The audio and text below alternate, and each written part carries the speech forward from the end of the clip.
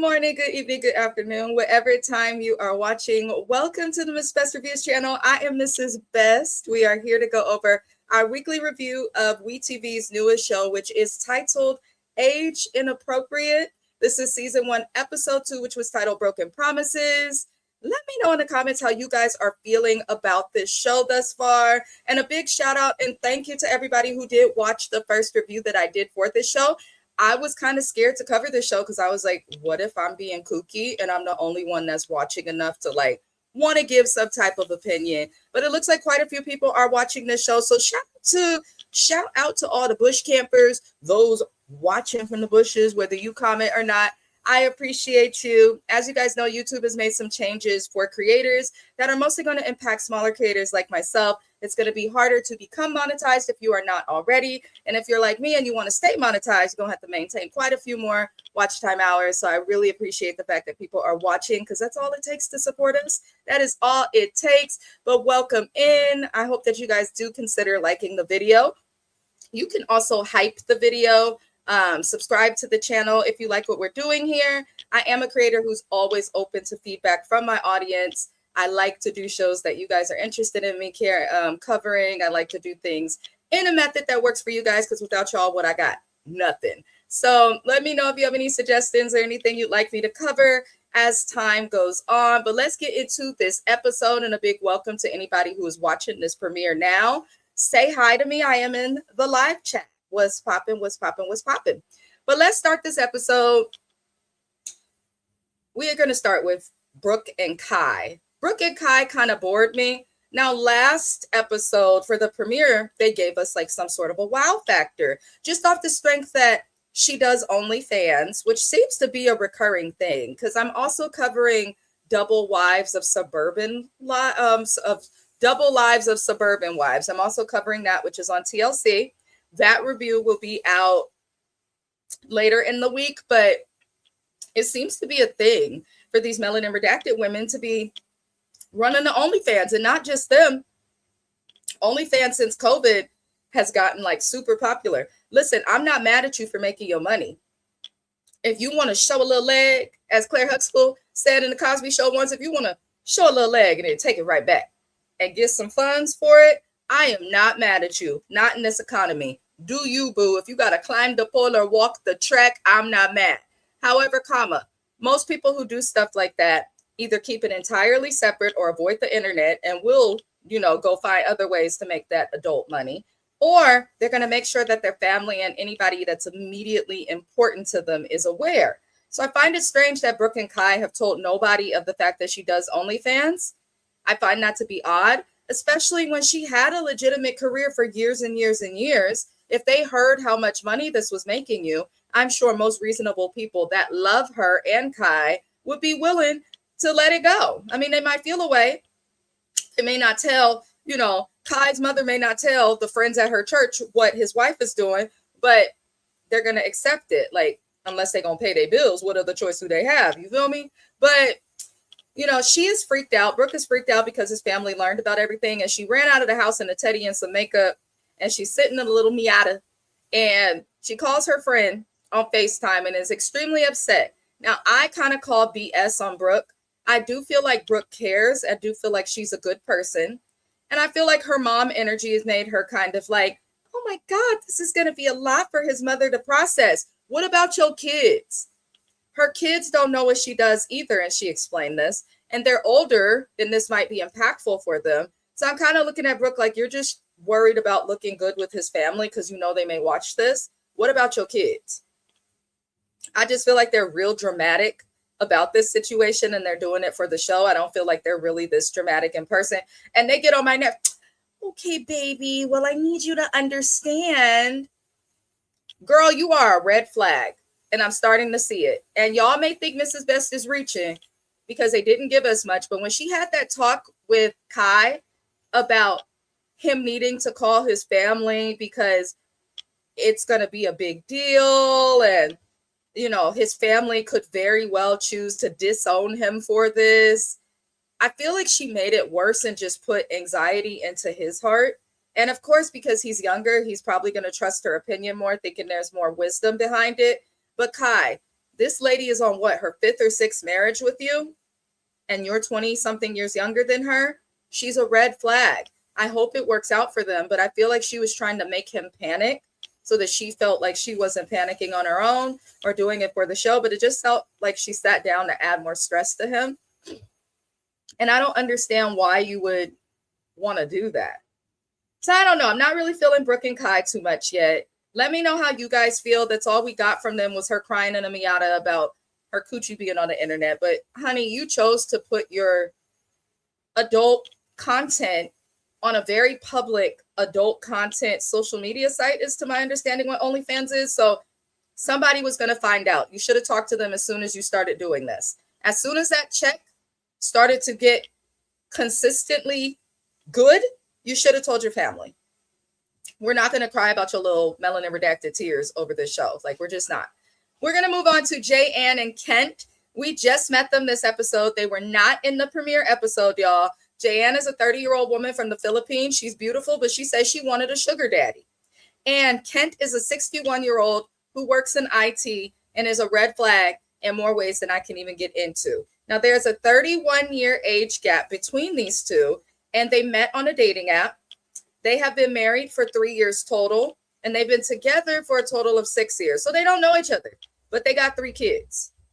They have 3 kids under the age of 10. I get that she's attractive and he's 61, and he probably could not keep himself, his Viagra, or his albuterol inhaler off of her. However,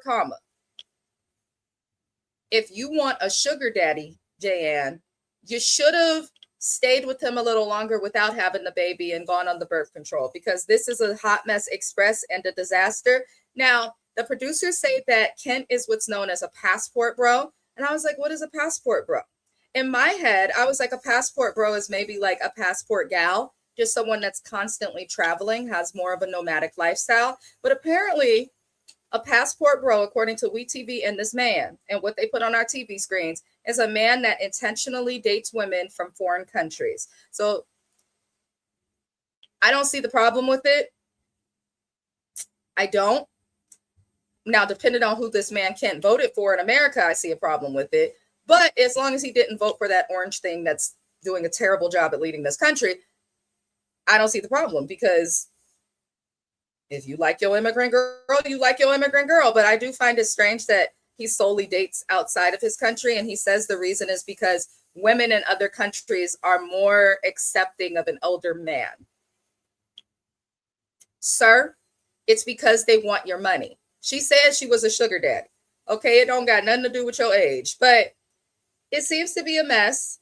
They go out to eat, and she asked him for an allowance. She's like, I was getting an allowance. I want an allowance again. How about $1,000 a month? He's like, no. She's like, okay, let's negotiate down to $500. Now, I have to keep in mind, they live in Hawaii. They live in Honolulu.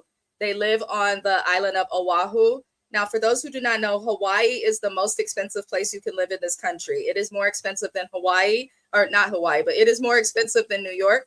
It is more expensive than the Bay Area, Los Angeles, California. It is more expensive than Washington. It is more expensive than Philly. It is more expensive than Texas. Hawaii takes the cake for expenses in this country. Don't believe me? Google it. Believe it or not, an island paradise that is less populated than New York and San Francisco and LA is more expensive, believe it or not, and limited in the jobs that you can get out there, because most of their economy is based off of tourism, especially in Oahu. So I can understand why cost and affordability could be problematic for a family of, they have 3 kids, 2 of them a family of 5. I get that part. What I don't get is Jay-Ann. Now, this man keeps saying, since we met him on the screen, and to her, the business is not doing the best. He's a business owner. So when this company's not doing the best, he has to make sure other people get paid, keep operations running, pay for the equipment he may need to run his business while also not making a profit. He can only do what he does. Now, I don't understand why Jay-Ann doesn't get off her lazy ass and get a job, a part-time, and I don't understand why he doesn't, but there's more. He promised Jay-Ann that she would be able to go home to the Philippines at least twice a year. The Philippines is a very long flight from America. Obviously, you're flying to a whole different continent, but to go home twice a year is expensive. Now she's trying to do it not just for herself. Now she was leaving the kids with him while she went home. It would be affordable, but she wants her kids to meet her family in the Philippines, which is totally understanding. I would want my kids to meet my family, but you have to pay for each kid on that flight. You have to pay for each kid's visa. You have to pay for each kid's transportation, food, all of that while in the Philippines. So I can understand why that's problematic. But I do feel like if not twice a year, they can go at least once in a year. However, if you know that you're financially struggling and your husband is struggling and you're not working a job and not willing to work one, then shut up. Stop asking for twice a year. Don't ask for an allowance. Just start asking for little bits of money, save to yourself, and then in a year say to him, well, I have the money, so we're going. That's all you got to do, because obviously Kent is a controlling, weak example of a man. He is, in the words of Mama D, a BICTH, and in that order. Okay, that is literally what this man is, because he is trying to keep her there because of his own trauma. Now, what irks me is there's a scene where he's trying to teach her to drive, which teaching people to drive can be stressful. It's not for me. I tried to teach my little brother to drive. I tried to teach him in my brand new car at the time. I was like, this isn't for me. My husband and dad, they were able to help teach him with no problem. My husband, aka Oh So Best, stream him on all platforms, follow him on IG, whatever you so choose. He don't bite. Oh So Best taught Mrs. Best how to drive. My dad gave me like a little basic lesson, and my mom tried when younger, but they just didn't have the time with so many kids and careers. So I learned how to drive when I was 21, and my husband taught me. It was a very quick process. He was not with a whistle and a reflecting yellow safety vest on. He didn't get cones. He would pick me up from work. I worked in Emeryville at a Petco that is no longer there anymore. And he would make me drive from Emeryville to Deep East Oakland to our house right there off of 73rd and Holly. Okay. He taught me how to drive. He would be in the car. If I made a mistake, I didn't get to do what she did and get out the car and stop. He said, well, you're going to sit here, baby girl, and they're going to be honking at you. You know what to do. You need to do it. I feel like that's a better way to teach people how to drive. Because one, there's not always going to be somebody there with you to help guide you. Like, nope, too close to the curb, too close, too close. You got to figure it out on your own.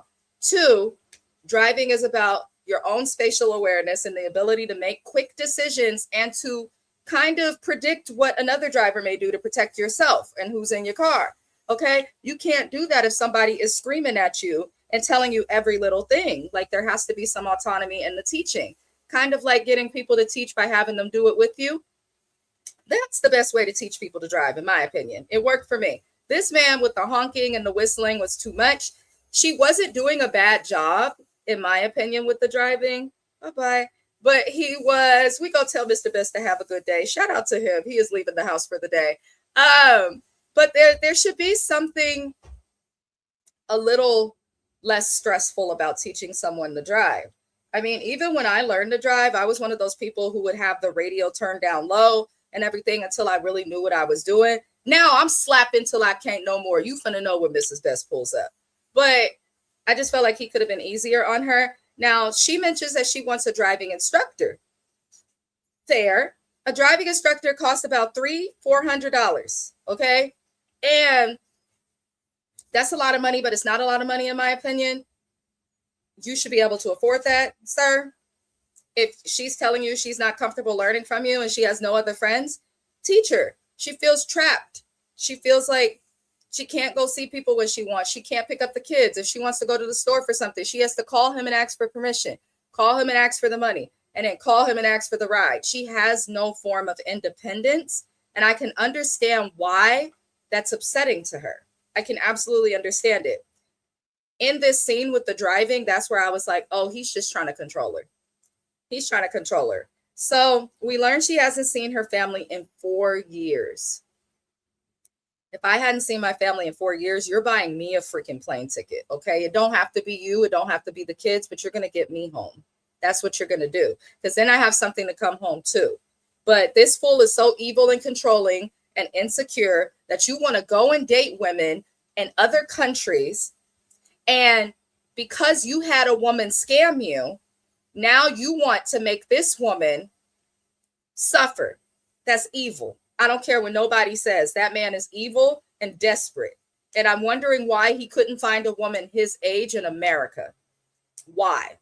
Because something's obviously wrong with him. Now, and I don't care what nobody says, that is a white man in America of height, and he had money and his own company and the means to travel. Why couldn't you find a woman here? Something is wrong with Kent. I don't care what nobody says. Now, when they're arguing about her going home when they're at home, she explains she's extremely homesick after talking to one of her sisters. And, you know, it's hard to make friends when you can't even drive yourself places to get to know people.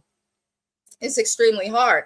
Also, Hawaii, fun fact, y'all know Mrs. Best is a nerd, is one of the states where it's hardest to get to know people and accepted by the locals when you move there. Hawaii is like this. Washington State, where Seattle and Tacoma is like this. The Bay Area, I've heard, is harder to get to know people when you're moving to certain cities. If you're coming somewhere like Oakland, you may have a little trouble in the beginning versus somewhere like San Francisco, where it may be a little easier to get an invite and meet someone. It's like that some places. It's hard. When you live in places like where I live, the Bay Area, California, where people are constantly moving to our states from other places that aren't from here, I've done it myself. I'm guilty of it. You do turn yourself off a little bit because they have this ignorant idea of where you're from. They're coming there for the pretty stuff and taking away from the locals who might need social services and things, because a lot of people move here unprepared. And a lot of them move here with an ignorant idea of what people who are truly from here are like. Or people move to your state and try to change it. Don't come here trying to change the way that we do things. Okay, if you don't like it, go back to where you came from. I feel that way. But it's not an okay feeling, and probably is even worse when you don't have anybody to talk to because you're in a foreign country, a new area, just new everything. So I do feel for her in that area. We learn about his ex, this woman he met in Vietnam. Apparently, Kent got with a woman. He fell in love with her in Vietnam. She got pregnant the first time they slept together, had her baby. He was able to meet the baby. She moved from Hawaii with her baby back to Vietnam to be with her husband. So he don't trust women because of this Vietnamese woman. Now, shout out to the Vietnamese women. Shout out to Katrina Nails out in Concord, California. That is my nail lady, y'all. Tap into Katrina Nails. She is on Instagram, TikTok, and all of those things. She does a great job, is all I'm saying. I need a fill right now, but I'm still thugging. But my nail lady is actually from Vietnam. She's been in the US, she said, for 7 years, and she just had a baby, a cute little baby. So she tells me a lot about Vietnamese culture, and I just feel inclined to say, like, the woman he met, that was a bad situation, but Vietnamese women and culture is incredible and amazing. So I just want to put that out there. I don't think it's fair to assume that every woman from a different culture who's considered foreign, I don't think it's fair to link them up and treat them the same because one person did you dirty.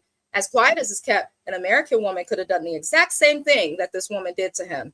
So please do not keep this woman, Jayanne, in Hawaii, holding her and her children captive because you're insecure. Stop being a bitch and man up.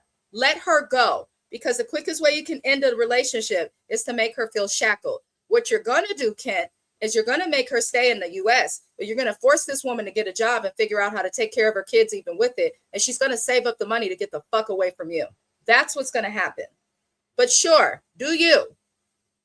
I don't like how he posts her either on social media, making it seem like he has a spoiled, Americanized wife. You're offending her by making her sound like she is something not of her culture and the most negative part of American culture. And then you're offending American women and people by saying that Americanized means spoiled and not positive. I don't like the way this guy moves. It's giving classic white man making microaggressions, but he's going to claim he doesn't mean to do it, even though he understands what he's doing. Like, that's what it's giving.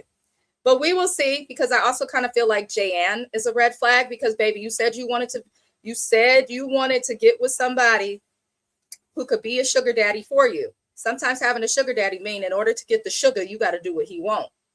You should have thought about that before trying to pimp yourself out. Now you got 3 kids with this man.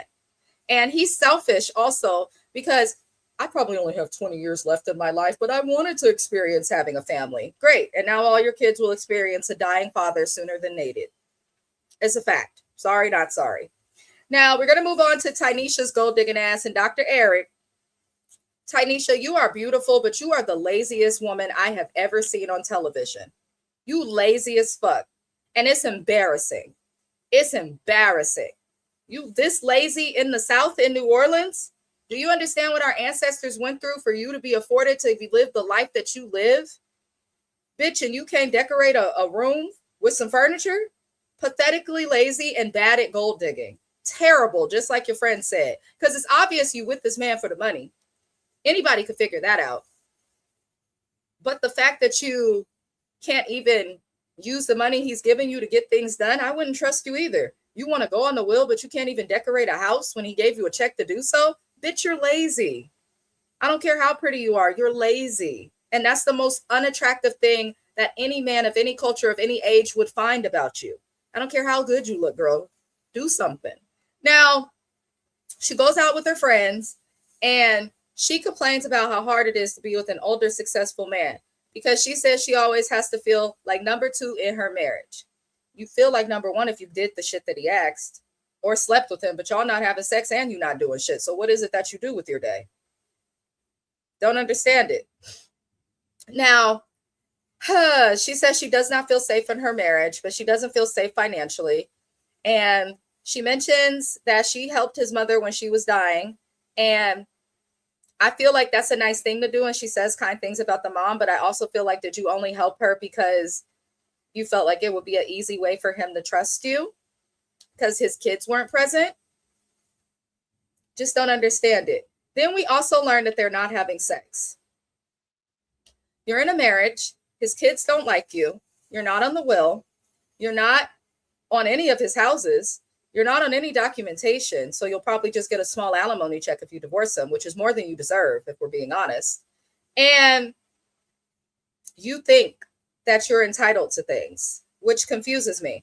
How dare you bring up taking care of somebody's mother who was passing away and at the end of her life? How dare you use that as ammo to throw in his face?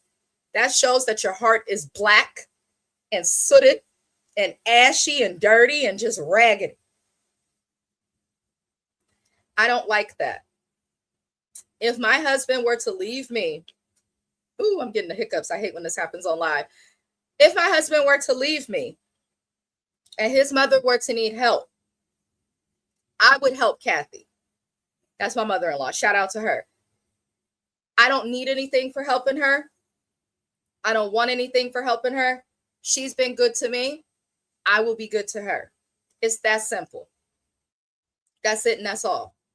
There was a period I did separate from my partner for a couple months. This was like 9 years ago. I was like, I don't know if I want to be with you. We was going through some stuff. So we separated. During that time, his mom needed some support. I helped her.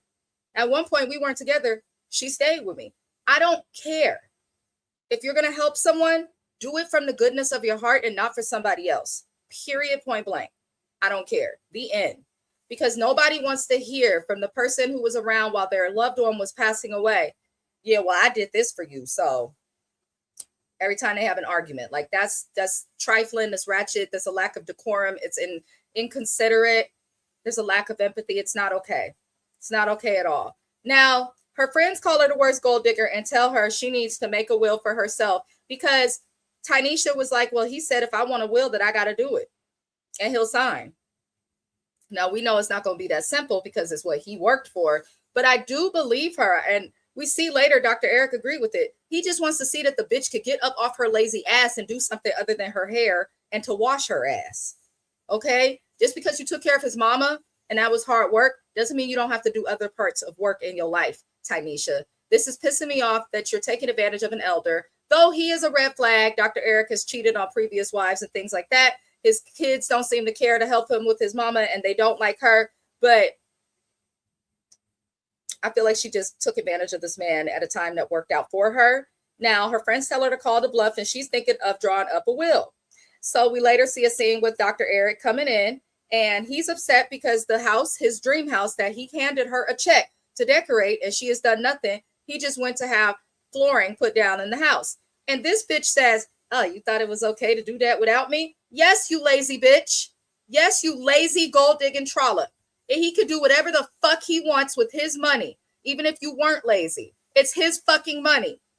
And if you don't like that he is making choices without you, then when he hands your dumb ass a fucking check, you groveling fucking trollop, then you need to fucking do what you say you're going to do with the check. Go to Ashley Furniture. Go to Living Spaces. Go there, okay? Go somewhere.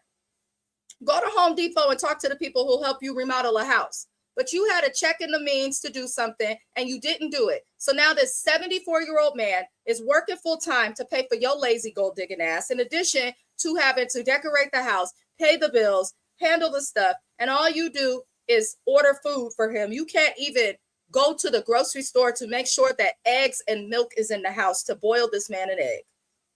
There's nothing that you're doing. I've never seen a person so lazy. I've never seen a person so lazy. I hope Dr. Eric leaves her ass and uses this as footage so a judge can see she's worthy of not shit. If he signs that document, I'm going to be so upset. This is elder abuse at minimum. Like if Dr. Eric was in need of social work, case management, or an interdisciplinary team, as we call it in my field of work, to care for him because he was older, which I do have a lot of clients with wives. A lot of them with younger wives like Tynesha, but their younger wives be on it, calling me, Amina, he needs this. Amina, the IHSS worker didn't show up. Amina, I need this. I have clients, older, working, thugging, and they have young wives like Tynesha who are my age. And those wives are calling and actually caring and trying to take care of them. Tynesha don't do shit. If Dr. Eric was on my caseload, I would be reporting Tynesha to Adult Protective Services for elder abuse and neglect. Because what are you doing? Why are you making his life harder? You're a problem. Get it together, girl. I don't think she's a bad person. She might have been one of these girls from the South who grew up with not much, who felt like this was her only way out. But baby, my whole family's from the South. And I'm going to say this, specifically they're from New Orleans and the surrounding areas. You can, if you work hard, you can really achieve anything and make something better for yourself. So Tynesha, work harder. I'm tired of you. I really am. But he says that if she draw up the paperwork, he'll sign. And he also expressed that he does feel like she's lazy. And he got emotional about his mama. And you could tell that that's the line where he's like, I'm not even going to come at her about that because she did that for my mama. Sir, she's taking advantage of you. Use the discernment you have with your patients on this gold digging ass, short hair trollop that don't do shit. Okay. And Tynesha, prove me wrong, baby. Prove Mrs. Best wrong. Okay. Because if you prove me wrong and I see something by the end of the season that shows she's financially and materialistic as fuck, but she cares about him. I wish I could say that, but I haven't seen that yet. I think she's using this man and I don't like it. And I hope he figures it out. And I think that's why his kids don't like her. I wouldn't respect her either. If I was his daughter, we would be squaring up. Okay. Ty would lose what little bit of hair she got left. Okay. Now, Caroline and Vic are the last people we're going to talk about. I cannot stand Vic because Caroline, you could tell she's young. She probably went straight to college out of high school, got her job because, you know, she was talking to her friends and she's like, we're adults now. Caroline is too nice to this man. He came home at the ass crack of dawn when she asked him to be home by midnight, claims he was working, but she puts a video on his face and she's like, because what is this? And he's like, she's waving this video around like it means something to me. And I'm like, it should mean something to you, you fucking ugly old ass piece of shit. It should mean something for you. Okay? I don't take his businesses seriously. One, he tries to make it seem like he's running them all. He's the owner. He's got managers covering everything. Two, Caroline is right. Just because you work in this industry doesn't mean you're there all the time. That's what your employees and floor staff are for. Three, he's a big ass kid and I don't understand why. I want to know more about Vic's past so I can understand why he is like this. Because he's severely immature. It's arrested development, like in its deepest form when it comes to him. But he doesn't care that she's upset, so she leaves to work elsewhere. She works from home, but even though she works from home, she's going somewhere else to work just so she can get away from him, which is crazy. which is absolutely insane. But she goes out with her friends, and her friends are moving to other states, and she's 24. She's like, that's what I should be doing. Sounds like Troy, New York, where they're at, is somewhere she's been her whole life. She wants to move. Now, I've never left California, but I have left the Bay Area. I lived away from the Bay Area for about 3 years, albeit I went to Stockton, lived in the Valley, did that life for a little bit, but I wanted to get the hell away from the Bay because I've been in the Bay Area since May 22nd, 1992. Shout out to Highland Hospital where they birthed me at, okay? And I think everyone has that curiosity to get away from where they're from once. Even if you stay in the same area and just try a different city, everyone wants to move away from home once, especially when you're like 24, 25. I can totally understand why she would feel that way. And then the only thing keeping Caroline in her hometown, it sounds like, is family and this man, but it doesn't sound like she's happy with him. Sounds like she wants to leave New York and go elsewhere. She complains heavily about the relationship. She doesn't feel cared for. She's tired of dealing with it. Feels like she's insecure because she broke down in tears like, I'm 24 and he's like 50, so shouldn't he be like all over me? I get you, baby. I do. I just want to say I doubt Caroline will see my review, but there is nothing wrong with you. You are absolutely beautiful. And do not feel the need to change yourself for any man, whether he is 50 like Vic, 24 like you, or 78 like Dr. Eric. Do not let any man make you feel like you are not good enough or have to change yourself. If that motherfucker is treating you wrong and acting like this at 50, that has nothing to do with you, baby. He's been a problem since before you was out the womb. Okay? It sounds like Vic is getting started late in life with his success. And because of that, he wants to party and do the things he probably couldn't afford to do when he was young. But I don't feel like Vic and her will work out, and I want her to leave. And I feel like the only reason she's staying with him is because of her young age. She is foolish. She is foolish. And shame on Vic, you PDF. That's what I'm going to call you. YouTube should know what I'm trying to say. You're a PDF file. I said what I said.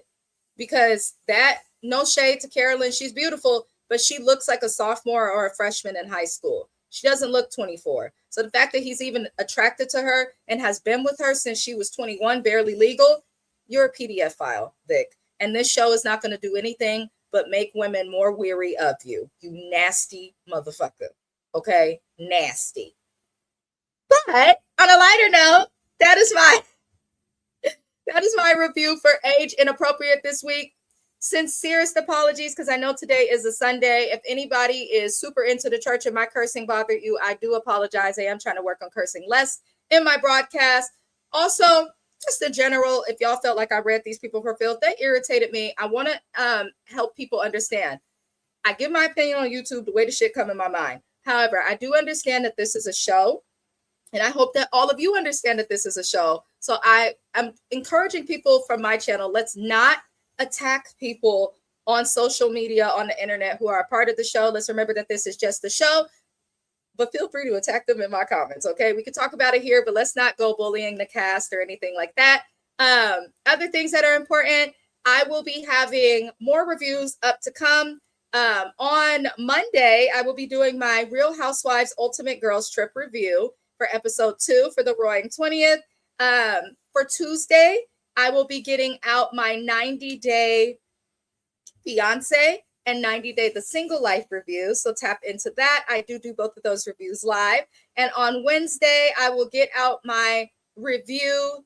There's another show that I'm forgetting about. I will get out my review for TLC's Double Lives of Suburban Wives. I get that out on Wednesday. Beauty in Black will be back on August the 27th. Now, my wedding anniversary, you guys, is August the 22nd, which is this Saturday. I will have been married for 14 years and with him for, I think, 18 years. So me and Mr. Best will be going to Yosemite to celebrate. There is no cell phone reception in Yosemite, so I will get some reviews out. There will be no reviews on Saturday the 22nd because of my anniversary, but Married at First Sight should be out on Friday, and Put a Ring on It Cheat Hab. It's either going to be out on Friday or Sunday. So if you see that, you're not getting reviews on Saturday, it is because I'm out of town. Just wanted to explain that to everybody. But I love y'all. I hope you liked the video. I hope you enjoyed this review. Don't be afraid to comment your opinions, and I'll see you next time. Peace.